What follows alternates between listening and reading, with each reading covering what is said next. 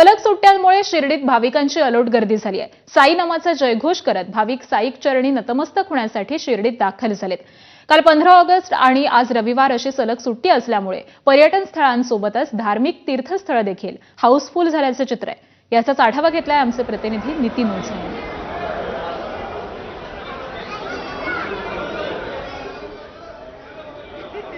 सलग सुट्ट्यांच्या पार्श्वभूमीवर पर्यटन स्थळांबरोबर साईंच्या शिर्डीत देखील मोठी गर्दी झालेली आहे।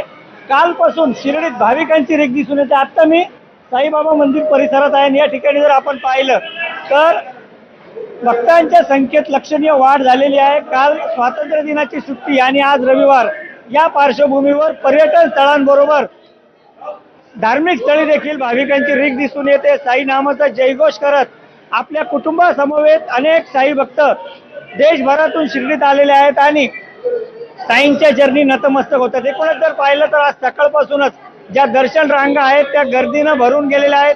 साई भक्तांचा जी गर्दी आहे ती या दृश्यांमधून आपण पाहू शकतो की सुट्ट्यांच्या या पार्श्वभूमीवर ज्या वेळेस पावसाळ्यात पर्यटन स्थळांना पसंती असते त्याच पद्धतीनं धार्मिक स्थळावर देखील भाविकांची मोठी गर्दी या ठिकाणी दिसून येते आणि ही सकाळपासून ही सुरू असलेली दर्शन रांग ही आज संध्याकाळपर्यंत ही गर्दी अशीच कायम राहणार आहे। त्यामुळे एकूणच जर पाहिलं तर येणाऱ्या भक्तांचं दर्शन व्यवस्थित व्हावं यासाठी देखील साई संस्थानने विशेष उपाययोजना केलेल्या आहेत आणि जे शिर्डीतील रस्ते आहेत ते देखील वाहतूक जी आहे ती मंदावलेली आहे। अत्यंत मोठी गर्दी शिर्डीत आज दिसून येते। नितीन ओझा, एबीपी माझा, शिर्डी।